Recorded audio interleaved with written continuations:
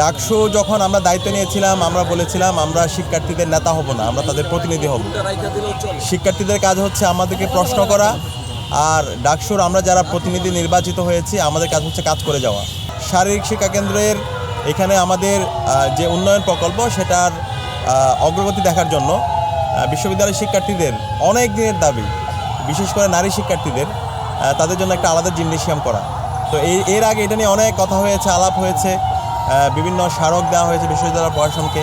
Ultimately এই জিমনেশিয়ামটা হয়নি। একটা জিমনেশিয়াম আছে, সেটা খুবই জীর্ণ অবস্থায়, সেখানে ছাত্র এবং ছাত্রী সবার জন্য আলাদা শিফটে জিম করতে হতো। তো আমরা দায়িত্ব নেওয়ার পর আমরা চেষ্টা করছিলাম, বিশ্ববিদ্যালয় প্রশাসনকে বলেছি, কিন্তু বিশ্ববিদ্যালয় প্রশাসনের যেই মুখস্থ উত্তর যে ফান্ড নেই, যার জন্য চাই সেটা যত যৌক্তিক দাবি হোক তারা এক বাক্যে বলে দেওয়া হচ্ছে আমাদের ফান্ড নেই।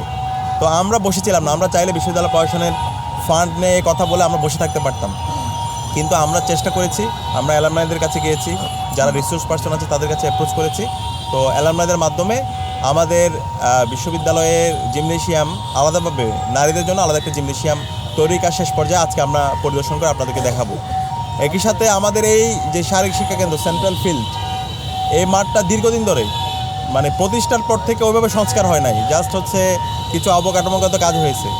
তো আমরা দায়িত্ব নেওয়ার পর আমরা বলেছিলাম এই শারীরিক শিক্ষা কেন্দ্রে আমরা আমূল পরিবর্তন করব। সে আলোকে আমরা বিভিন্ন জায়গায় অ্যাপ্রোচ করেছি। সর্বশেষ আমাদের বিশ্ববিদ্যালয় ভিসির সহযোগিতায় বিসিবি আমাদেরকে ফান্ড করেছে এবং ডক্টর আসিফ নজরুল স্যার আমাদেরকে সার্বিকভাবে সহযোগিতা করেছে। এই মাঠ সংস্কার করার জন্য প্রায় 2 কোটি টাকার বাজেট আসছে। আমরা চেকও নিয়ে এসেছি এবং একটা কমিটি হয়েছে এবং খুব দ্রুত সময়ের মধ্যে পুরো মাঠ সংস্কারের জন্য কাজ শুরু হয়ে যাবে এবং এর আওতায় এই হচ্ছে বিশ্ববিদ্যালয়ের শারীরিক শিক্ষা কেন্দ্র মাঠ, এটা একটা আধুনিক সেন্টার হিসাবে রূপান্তর দিতে পারবো।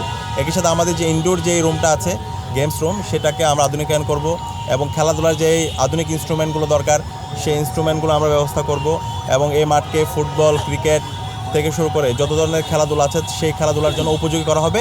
একই সাথে মাঠের নিরাপত্তা নিশ্চিত করা। আপনারা জানেন এই মাঠের মধ্যে আগে এখানে হচ্ছে মাদকের আখড়া ছিল এবং এই মাঠটা যেন আমরা নিরাপদ করতে পারি, পুরো মাঠে সিসিটিভি স্থাপন করা এবং এই যে মেডিকেল কলেজের যে গেটটা আছে এদিক দিয়ে বহিরাগতরা আসে এবং এখানে এসে বিভিন্ন ধরনের অকারেন্স তারা ঘটিয়েছিল, এটা যেন না হয়, পুরো দেওয়াল দিয়ে মাঠটাকে সুরক্ষা নিশ্চিত করা এবং যা যা করা দরকার এই সকল কাজগুলো আমরা করব। তো আমরা কথার চেয়ে কাজ দিয়ে নিজেদেরকে প্রমাণ করতে চাই, আমরা গলাবাজি করতে চাই না। শিক্ষার্থীদের কাছে আমরা আমাদের কাজ দিয়ে আমরা নিজেদেরকে প্রমাণ করতে চাই। তো আলহামদুলিল্লাহ ইতিমধ্যে আমরা আমাদের প্রত্যেকটা কাজ শিক্ষার্থীদের কাছে আমরা হাজির করেছি। ইতিমধ্যে আমরা সেন্ট্রাল মসজিদ দেখতে পেয়েছেন, সেন্ট্রাল মসজিদে আমূল পরিবর্তন হয়েছে। 65 বছর পরে এই সেন্ট্রাল মসজিদের সংস্কার হয়েছে এবং এই মসজিদটা খুব দ্রুত সময়ের মধ্যে একটা কমিউনিটি কমপ্লেক্স আমরা স্থাপন করব, যে এই মসজিদের মধ্যে নারীদের জন্য নামাজের বড় জায়গা থাকবে, ওইখানে সেমিনার রুম থাকবে, ওইখানে লাইব্রেরি থাকবে, একই সাথে হচ্ছে ওইখানে গবেষণার জন্য হচ্ছে আলাদা সেন্টার থাকবে। সব আধুনিক যে মসজিদের যে প্রস্তাবনা এই সকল কিছুর বাস্তবায়ন আমরা আমাদের নতুন সেন্ট্রাল মসজিদে করব। এর বাইরে আমাদের ক্যাম্পাসের প্রত্যেকটা হলের মসজিদগুলো আমরা সংস্কার করছি, উপাসনালয়গুলো আমরা সংস্কার করছি। আমাদের বিশ্ববিদ্যালয়ের মেডিকেল সেন্টার, যেটাকে আগে নাফা সেন্টার বলা হতো, সেই মেডিকেল সেন্টারের আমূল পরিবর্তন হয়েছে। এর পাশাপাশি আমাদের টিএসসিতে নাগরিক সেবা কেন্দ্র হয়েছে, যে নাগরিক সেবা কেন্দ্রে শিক্ষার্থীরা এখন টিএসসিতে গিয়ে তার পাসপোর্ট থেকে শুরু করে যত নাগরিক সেবা দরকার সেই সেবাগুলো তারা নিতে পারবে।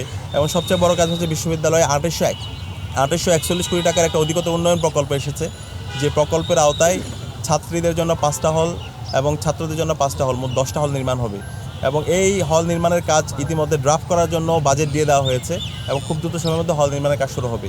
তো এই হল নির্মাণগুলো যদি কাজ শেষ হয় ইনশাআল্লাহ এই ঢাকা বিশ্ববিদ্যালয়ে কোনো ধরনের আবাসন সংকট থাকবে না। একই সাথে আমরা বিশ্ববিদ্যালয় প্রশাসনের সাথে গতকালকেও আলাপ করেছি, আমরা বলেছি বিশ্ববিদ্যালয়ের যে সিট এটা যেন অনলাইনে শিফট করা হয়, সব কিছু যেন অনলাইনে স্টুডেন্টরা দেখতে পায়। ফার্স্ট ইয়ার শিক্ষার্থীরা এসে সে কয় নাম্বার রুমে থাকবে সেটা অনলাইনের মধ্যে ওয়েবসাইটের মধ্যে দিয়ে দেওয়া হবে এবং তার যেদিন ছাত্রত্ব শেষ হবে সেদিনেই আবার নতুন একজনকে অ্যালটমেন্ট দিয়ে দেওয়া হবে। তো এই ধরনের ট্রান্সপারেন্সি যদি আমরা ইনশিওর করতে পারি তাহলে আগের মতো হল কেন্দ্রিক যেই আমরা আদুবাইয়ের আস্তানা দেখতে পেয়েছি সেটা আমরা এখন আর দেখতে পাবো না। আগে দেখা গেছে আপনার হচ্ছে অনার্স মাস্টার শেষ হওয়ার পরে চাকরি না পাওয়ার আগ পর্যন্ত হলে থেকে যেত, অথবা কেউ পলিটিক্স করে সেই পলিটিক্স হচ্ছে শেষ পর্যন্ত সেই 7 বছর 8 বছর ধরে সে ক্যাম্পাসের মধ্যে হলের মধ্যে থেকে যেত। তো এখন আমরা জুলাই বিপ্লব পরবর্তী আগের ধারায় কেউ যদি রাজনীতি করতে চায় অথবা হলে থেকে যেতে চাই, সেই রাস্তা আমরা আর রাখবো না। আমরা সুন্দর একটা ট্রান্সপারেন্ট সিস্টেম ইতিমধ্যে ডেভেলপ করেছি এবং সেটা আমরা বাস্তবায়ন করব। একই সাথে নারী শিক্ষার্থীদের দীর্ঘদিনের দাবি ছিল, শিক্ষার্থীদের দাবি হচ্ছে মাতৃত্বকালীন ছুটি। এই মাতৃত্বকালীন ছুটি ইতিমধ্যে সিন্ডিকেট অ্যাপ্রুভ হয়েছে এবং খুব দ্রুত সময়ের মধ্যে এটা বাস্তবায়ন আপনারা দেখতে পাবেন। একই সাথে সন্ধ্যাকালীন বাস, যেটা শিক্ষার্থীদের দীর্ঘদিনের দাবি, সেটা আমরা চালু করেছি এবং শনিবারের বাস সার্ভিসটা খুব দ্রুত সময়ের মধ্যে চালু হবে এবং নারীদের জন্য আলাদা আমরা বাস নিয়ে আসতেছি, যেন যে হলগুলো আমাদের ক্যাম্পাসের বাইরে আছে শিক্ষার্থীরা যেন স্বাভাবিকভাবে তারা আসতে পারে এবং সঠিক সময়ে তারা বাসগুলো পায়। এইভাবে অসংখ্য আমরা উদ্যোগ হাতে নিয়েছি এবং সবচেয়ে বড় কথা হচ্ছে আমরা শিক্ষার্থীদের কাছে নিয়মিত জবাবদিহি করছি। আমরা রেগুলার প্রত্যেকটা হলে যাচ্ছি, তাদের মতামত নিচ্ছি, যে সমস্ত জায়গায় গ্যাপ হচ্ছে সেই গ্যাপগুলো আমরা ফিল আপ করার চেষ্টা করছি। একটা জবাবদিহিতামূলক আমরা ছাত্র সংসদ আমরা ইতিমধ্যে আমরা নিশ্চিত করার চেষ্টা করেছি।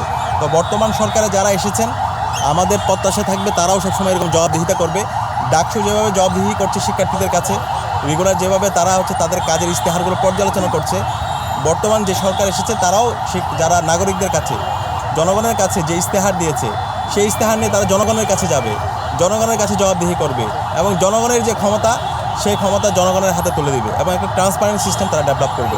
তো আমরা আশা করছি আমরা ডাকসুর মাধ্যমে বাংলাদেশে যে চমৎকার বার্তা দিয়েছি সেই বার্তাটা সারা দেশব্যাপী ছড়িয়ে পড়বে।